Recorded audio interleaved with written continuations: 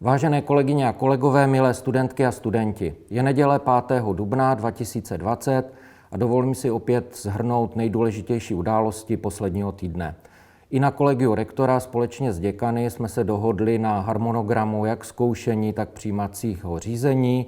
Nadále platí, že od 18. května by minimálně v online modu, tam, kde by to bylo možné, se zkoušelo na naší univerzitě. Stejně tak počítám s tím, že proběhnou přijímací zkoušky v třetímto týdnu červnovém, pokud nedojde opět k nějakým změnám, které jsou vně univerzity. Já bych velmi poprosil všechny, že pro specifické informace se obracejte na svá studijní oddělení, na garanty vyučující či příslušné studijní proděkany a děkany a sledujte webové stránky naší univerzity a vašich fakult.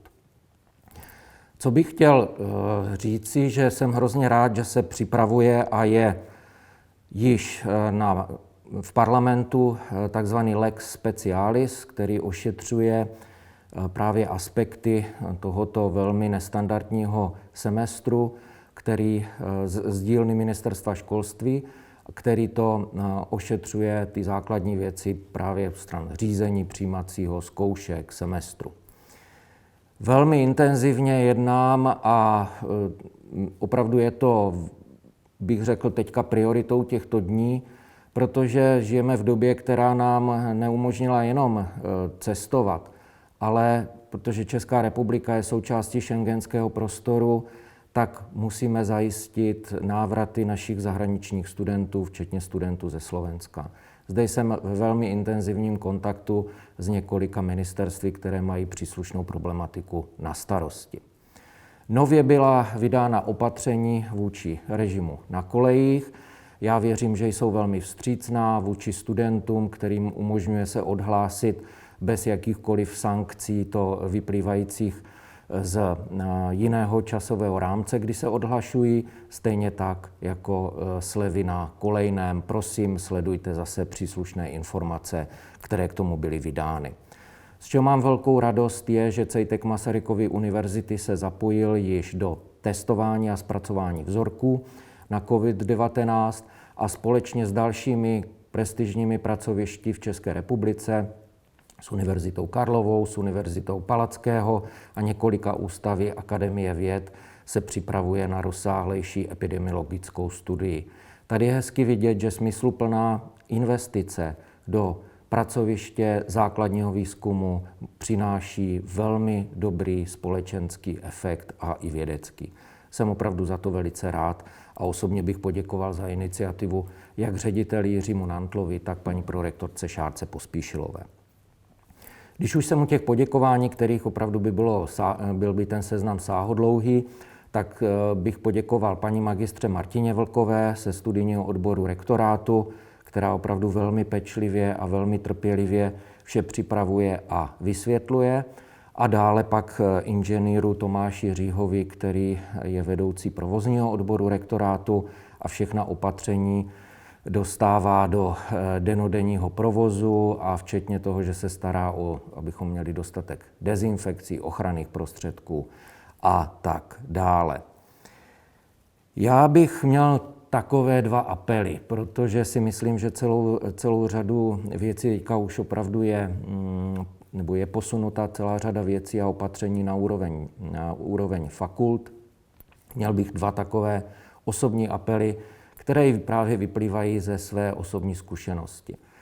Jak se budeme posouvat ke konci, aspoň doufám, že velmi brzy, ke konci těchto drakonických opatření, kterých jsme svědkem díky bezprecedentní situaci, tak bych chtěl velmi požádat studenty, aby se switchli z toho modu, který nyní je, a zejména ty studenty, kteří pomáhají, kteří jedou v podstatě non-stop v dobrovolnickém centru, ať již zde v Brně nebo ve svých domovech, tak aby přemýšleli o svém studiu.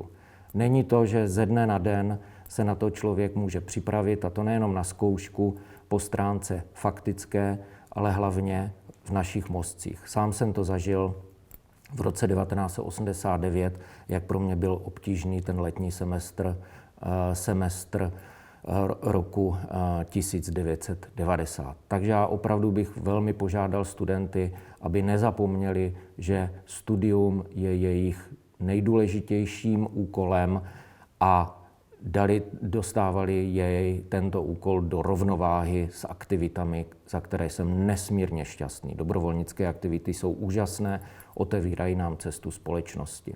Při té příležitosti bych zmínil, že už jsme se dostali přes další metu. Na kontě dobrovolnickém je již přes 2 miliony korun, které využíváme k ochraně, nákupu ochranných prostředků, teplometů, stravy pro naše dobrovolníky a pro další důležité věci.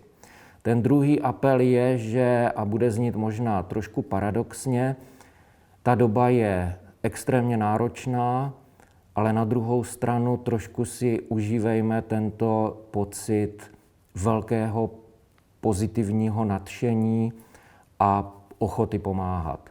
Rovněž zažil jsem po roce 1990, že tento duch ze společnosti velmi rychle vymizel. Podržme si tento duch a aspoň ve svém nejbližším okolí se ji snažme rozvíjet. Tomáš Garrigue Masaryk řekl, že práce je to, co nikdo nechce dělat, a my i na home officeu ukazujeme, že umíme pracovat a umíme pracovat smysluplně. Popřál bych vám všem klidné velikonoční svátky.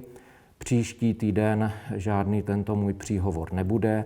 O Velikonocích si prosím užijte v kruhu svých nejbližších a opět se uvidíme za 14 dnů.